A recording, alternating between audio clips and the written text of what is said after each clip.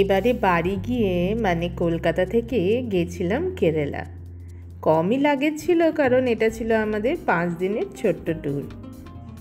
সকাল সকাল কলকাতা এয়ারপোর্ট থেকে ফ্লাইটে উঠছি, কিন্তু পৌঁছাতে মানে কেরালা পৌঁছাতে অলমোস্ট সন্ধে হয়ে যাবে, কারণ কলকাতা এয়ারপোর্ট থেকে ডিরেক্ট কোনো ফ্লাইটই নেই। তাই যাব আমরা ভায়া ব্যাঙ্গালোর হয়ে। জুলাই মাস ছিল, বর্ষাকাল, দেখো পুরো মেঘে ঢাকা। কিছু করার নেই, তার মধ্যেই আমাদের ঘুরতে যাওয়া। ফ্লাইট ছাড়তে ছাড়তে খাবারও চলে এলো। তিন্নি নিয়েছে চিকেন স্যান্ডউইচ, আর ওর বাবাও তাই। আর আমি আর স্যান্ডউইচ নিইনি, কারণ জানি তিন্নি পুরোটা খাবে না। এই যে ওর থেকে একটা আমি খাচ্ছি। ব্রেডটা কেমন white and brown bread mix করা। বাজারেও কি এরকম ব্রেড কিনতে পাওয়া যায়? আমি যেটা নিয়েছিলাম একটা স্ন্যাক্স বক্স, তার মধ্যে ছিল সল্টেড মাখানা। ব্যাস, তিন্নি নিজের স্যান্ডউইচ ছেড়ে মাখানা খাবো বলছে। এছাড়াও ছিল একটা বেরির মিক্স, আর ছিল একটা পমগ্রানেট জুস।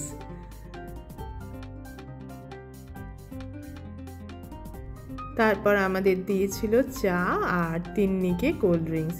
তবে তিন্নি অবশ্য কোল্ড ড্রিঙ্কস খায় না। এই যে এইবার মেঘের আড়াল থেকে একটু একটু ব্যাঙ্গালোর শহরটা দেখা যাচ্ছে। একটু পরেই ল্যান্ড করবে। আর এই মেঘটা কিন্তু খুব সুন্দর, দেখো, মানে এখানে দেখলামও না যে বৃষ্টি হয়েছে বলে।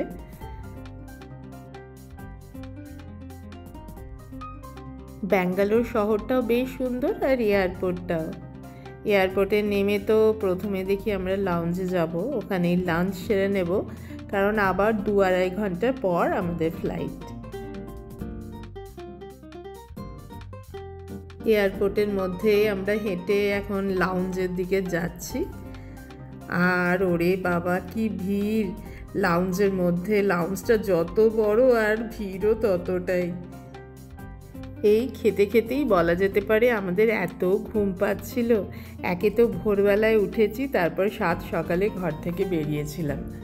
তারপর কাজ তো কিছু নেই, বসে বসে পরের ফ্লাইটের জন্য ওয়েট করা।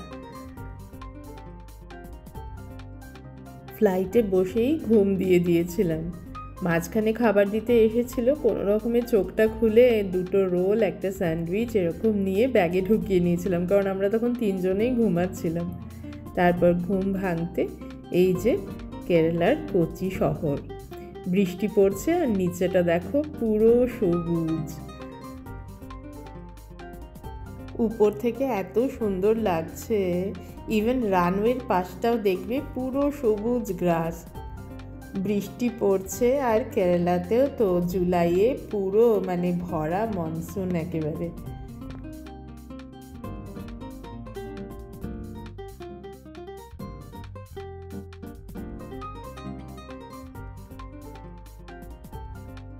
এই এয়ারপোর্টটাও বেশ সুন্দর করে সাজানো, কেরালা ট্র্যাডিশনাল সব জিনিস এখানে একদম সুন্দর সাজিয়ে রাখা। এই কোচি এয়ারপোর্টে আগেও এসেছি, 2018 সালে আমরা কেরালা ট্যুর করেছিলাম। কেরালার নর্থ টু সাউথ অলমোস্ট সবটাই ঘুরেছিলাম সেই সময়। এবার এয়ারপোর্ট থেকে বেরিয়ে গাড়ি করে যাচ্ছি, তবে এইবার ঠিক ঘুরতে আসেনি। আমাদের এই আবুধাবিরই এক বন্ধুর ছেলে এবং মেয়ে দুজনেরই বিয়ে, সেই বিয়ে বাড়ি অ্যাটেন্ড করতেই এসেছি। কোচি এয়ারপোর্ট থেকে বাই কার যাচ্ছি ওনাদের বাড়ি ত্রিশূরে, যেটা কোচি থেকে 1-1.5 ঘন্টার রাস্তা। আমার ব্লগ যারা নিয়মিত দেখো তাদের হয়তো মনে থাকবে, বেশ কিছুদিন আগেই আমার এই আবুধাবির বাড়িতেই একজনকে আমি আইবুড়ো ভাত খাইয়েছিলাম, আর লিখেছিলাম বাঙালি স্টাইলে আইবুড়ো ভাত খাওয়ালাম মালায়ালি কন্যাকে। আজ তারই বিয়েতে যাচ্ছি আর কি। পুরো রাস্তা জুড়ে বাইরের সিনটা কি দারুণ না? আমরা ছাড়াও আমাদের অনেক বন্ধুরাই আসছে ওখান থেকে, আর ওনারা আমাদের জন্য হোটেল বুক করেই রেখেছিলেন। পৌঁছে ফ্রেশ হয়ে ডিনার করতে নেমেছিলাম। তিন্নির ফেভারিট কিছু খাবারের মধ্যে এই ধোসা একটি। ধোসা খেতে খুব ভালোবাসে। আর এখানে দেখো মশলা ধোসার সাথে কত কিছু দিয়েছে। কাল থেকেই বিয়ে বাড়ি, আর ওখানেই সকাল দুপুর রাত্রি সব খাওয়া দাওয়া। জানি ট্র্যাডিশনাল ফুড থাকবে, তাই আজ আর আমরা কেরালার খাবার না নিয়ে নিলাম হচ্ছে ছোলে আর বাটরে। তার মধ্যেও বাটরেগুলো দেখো একটা বড় ধোসার আকারে বোধহয় লুচি করে মাঝখান দিয়ে কেটে দিয়েছে। বিয়ে বাড়ি শুরু, ট্র্যাডিশনাল পোশাকে দেখো ওনাদের কি ভালো লাগছে। আমরাও সেজে গুজে হাজির হয়ে গেছিলাম। তবে পুরো বিয়েবাড়ির ভিডিওটা পরবর্তী ব্লগে আনছি, কেননা এখন দেখাতে গেলে অনেক বড় হয়ে যাবে এই ব্লগটা। তাই আজকের মতো এই পর্যন্তই থাক। বিয়েবাড়িতে ট্র্যাডিশনাল ফুড কি খেলাম, সে জল খাবার থেকে শুরু করে মেন ফুড অবধি সবটা দেখাবো। আর বর বউ বিয়ের আচার অনুষ্ঠান সবটা নিয়ে আসছি খুব তাড়াতাড়ি। সঙ্গে থেকো। আর আজকের ব্লগটা কেমন লাগলো জানিও। দেখা হচ্ছে তাহলে আমার পরবর্তী ব্লগে। সবাই খুব ভালো থেকো। টাটা।